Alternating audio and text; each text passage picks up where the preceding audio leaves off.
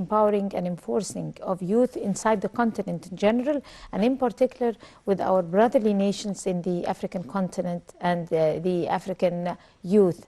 We're very delighted to be having with us here live in the studio Mr. Ibrahim Gibril, and he is African Youth Ambassador. That's the best title to your heart? Of course, it is the best title to my heart. Welcome to the Breakfast Show, Ibrahim. And let us first talk about the keenness of Egypt. You have just touched the keenness of the Egyptian administration to be able to bring together youth from all African brotherly nations under one umbrella, which is solidarity and development and the SDGs of 2030. If you like to talk. Well, as you said, the Egypt in general, and particularly administrative staffs or seniors, when you look at the Egypt is doing or has been doing the best in order to develop African youth. The government and the other administrations are doing the best, but they need to do more. What do I mean by that? For example, here in Egypt, you can say if you go to the many universities, you would find African students there, particularly Al-Azhar University, Cairo University, and others. So those are the main point for African students here in Egypt. So the government should have to include Africans in some vacancies, you know. The government is doing her best to ensure or to train the youth educationally or academically. But administratively, we are facing some challenges sometimes. You know, in each part or in each part, you could not find something 100% good. For example, one of the challenges we as African youth or as foreigners in general are facing here with administrative staffs. For example, I am a foreigner. I come from Nigeria. Every year, I must have to go to the immigration office to renew my residence. So the renewal of residence could take me 3 months for just procedure. So this is something like needs to be updated. For example, we as African, even if we are not going citizenship, but we should have to make, for example, a 3 years residential permit here in Egypt. This is something that will bring a brotherhood or will increase a mutual connection between the youth or between the countries. But every year, we must have to go to the immigration office and submit our passport, our school attestation, our photocopy of 100 photo, as for example, just in order to renew our residence. This is something I say it difficult, need to be changed in order to bring more brotherhood towards the nation. Otherwise, here in Egypt, there are some quite challenges we are facing with administrations. If a foreigner or Africa comes to do a process for the registration, he will register his name when before he come to the country. So after coming to the country, he might spend 6 months waiting before he got admitted to the faculty. Some of them to study, you mean? Yeah, to study. Some of them might wait for a year or 2 years just in order to get admitted to the faculty that he applied. So this is something need to be rescued or to be rehabilitated in the Egyptian administration. Although, if you go to some administration here in Egypt, you are a foreigner, you know no one, or you are a newcomer in Egypt, you might not have brothers or sisters here that might help you. And you know no one, maybe if you can go to that person and he will send you to another. You will go to that one and he will send you to other. Or you will go to someone to do you a signature only in your paper, but he will say, come to me after a month or after 2 weeks. So this kind of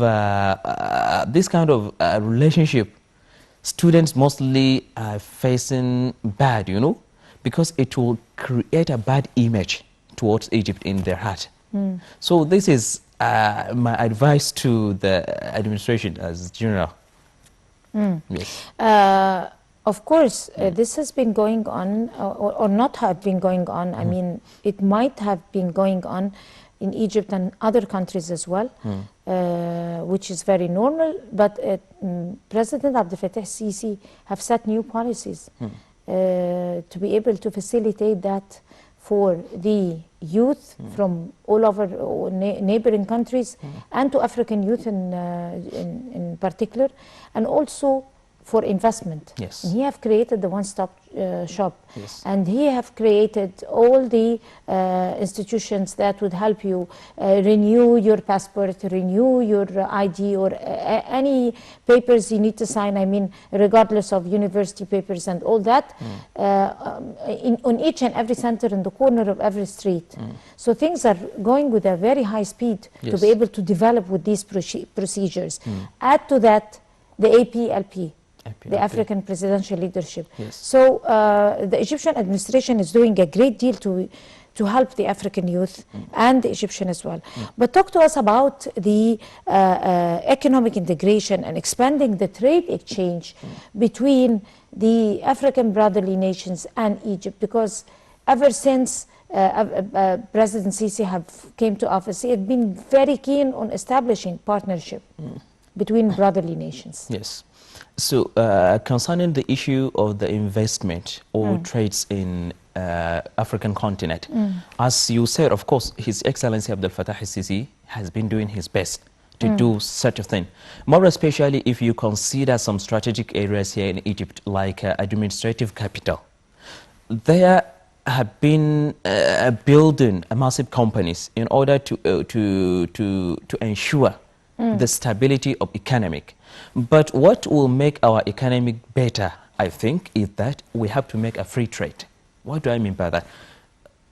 In order, I mean, to make a real stability in our economic or in our policies, we should have to make a free trade.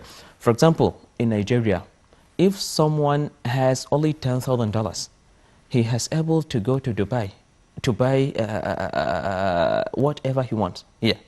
So, I mean, instead of applying for a visa to come to Egypt, for example, to buy abayas, clothes, or to buy shoes, so just make it open.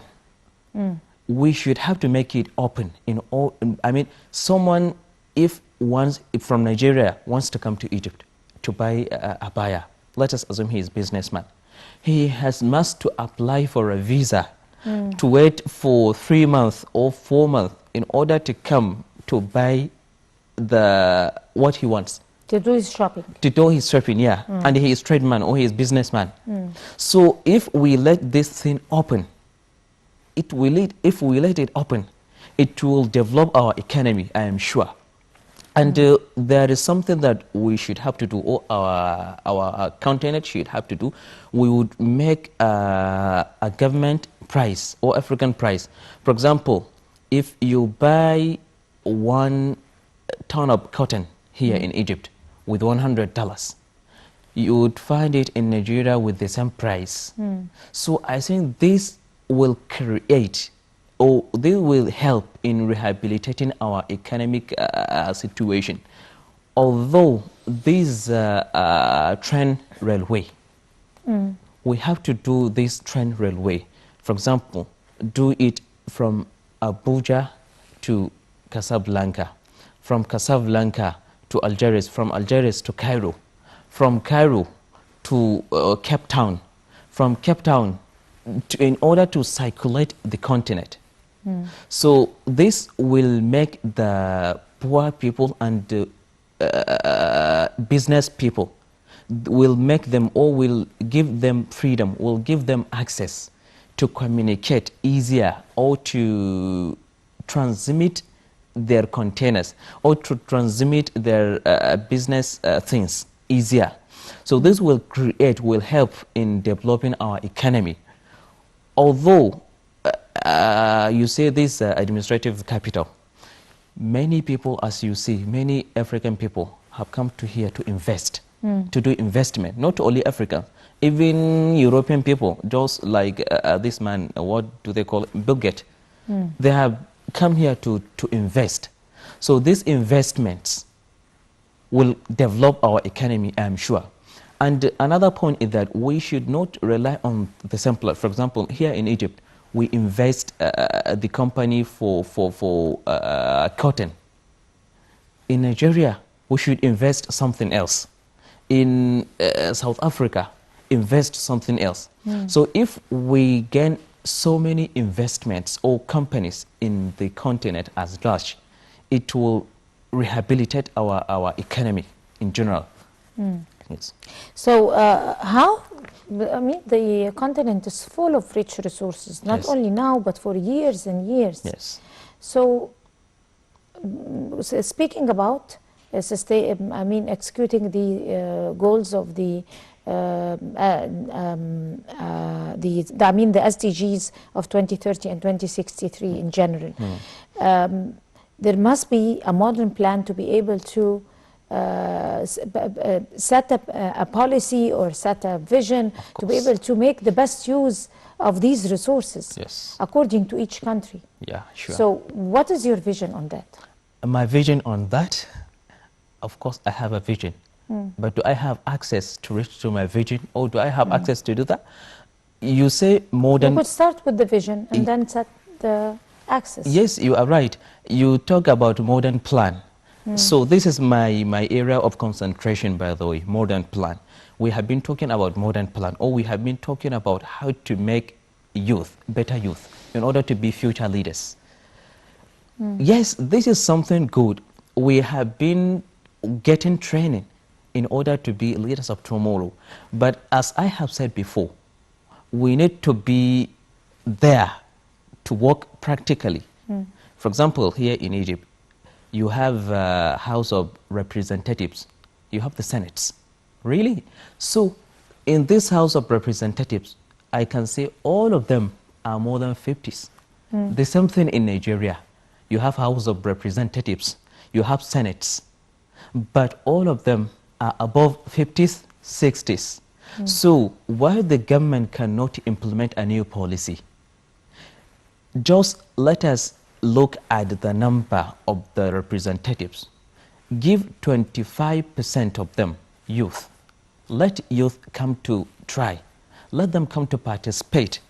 I am sure this will let them to become a good leaders. As they have been saying, Africa is the youth continent because the 80% of African citizens are youth. It is the only continent in the world that had got this large number of youth. 80% of the African are youth. But youth still, but the government still do not offer youth the vacancies in the federation. So, the government is trying her best, I am sure, to train the youth. But they need to let the youth to participate in the government vacancies. This will let them create, or this will let them be future leaders, I'm sure. As they say, the world itself is changing. Youth are the nation.